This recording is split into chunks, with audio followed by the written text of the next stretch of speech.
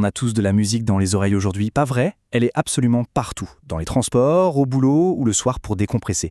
Mais avec cette abondance sans précédent, une question fascinante se pose. Et c'est exactement ce qu'on va explorer dans ce décryptage.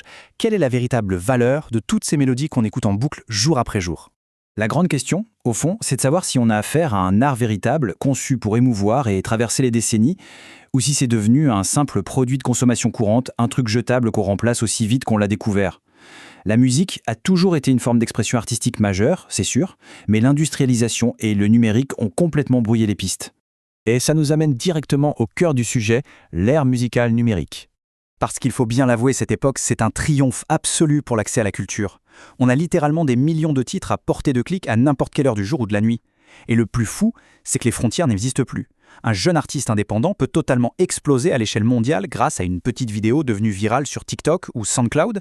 Fini les immenses barrières imposées par les maisons de disques traditionnelles. C'est un pouvoir incroyable redonné aux créateurs indépendants. Mais voilà, tout ce système ultra connecté a aussi une face un peu plus sombre, la fameuse course aux chiffres. C'est là que le conflit éclate vraiment.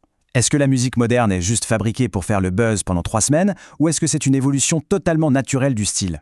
D'un côté, la viralité commerciale est évidente. Il suffit de voir comment l'introduction d'une chanson pop s'est drastiquement raccourcie ces dernières années. Aujourd'hui, il faut souvent une énorme accroche dans les 15 premières secondes. Pourquoi ? Tout simplement pour empêcher de zapper sur les applications de streaming. Mais de l'autre côté, l'histoire nous montre que les styles musicaux ont toujours évolué en symbiose avec la société.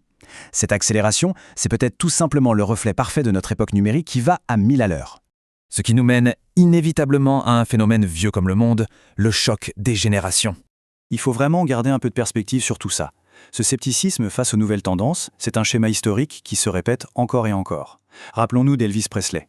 Dans les années 50, il était littéralement censuré à la télévision parce que ses mouvements de danse étaient jugés bien trop provocateurs pour la jeunesse. Et que dire de la véritable panique morale au début des années 90 avec l'émergence de la culture rap. Aujourd'hui, les musiques virales subissent exactement les mêmes foudres. C'est presque mathématique. Chaque génération a un mal fou à comprendre les codes artistiques de la suivante. Et cette incompréhension cristallise souvent un point très précis, le grand débat sur les paroles. C'est incroyablement complexe de trouver la limite juste. D'une part, on entend souvent que les textes actuels banalisent des comportements problématiques ou transmettent des messages nocifs. Et c'est vrai que les mots ont un poids, les inquiétudes sont réelles. Mais face à ça, se dresse un principe sacré, la liberté d'expression absolue. La musique, c'est aussi cet espace vital, sans filtre où les artistes peuvent hurler leurs émotions et raconter la réalité brute de leur quotidien. Censurer ces textes, ce serait détruire la sincérité même de l'œuvre. Du coup, la frontière entre création artistique et responsabilité morale devient extrêmement floue. Heureusement, au-delà de ces débats passionnés, il reste une certitude lumineuse, le pouvoir de rassembler. Malgré l'industrialisation à outrance, malgré la dictature des algorithmes et les batailles sur le sens des textes, une vérité indéniable survit, la musique rassemble. C'est une force émotionnelle profondément unificatrice qui transcende absolument toutes nos différences. C'est littéralement la bande-son de nos existences. Elle magnifie les moments de joie intenses et offre un refuge inestimable quand les temps sont plus durs. Il y a cette magie inexplicable dans une mélodie qui peut apaiser, motiver ou consoler en une fraction de seconde. Et puis, partager les mêmes goûts musicaux, c'est créer une vraie communauté. On se comprend, on a les mêmes codes, on vibre sur les mêmes fréquences. Ce lien social très puissant prouve bien que la musique, c'est infiniment plus qu'un simple fichier audio consommé à la chaîne. Pour conclure ce décryptage, voici une dernière petite réflexion à laisser mûrir. Dans un monde dominé par les plateformes numériques et les tendances rapides, la musique conserve-t-elle sa véritable âme d'artiste ou devient-elle petit à petit un simple bien de consommation ?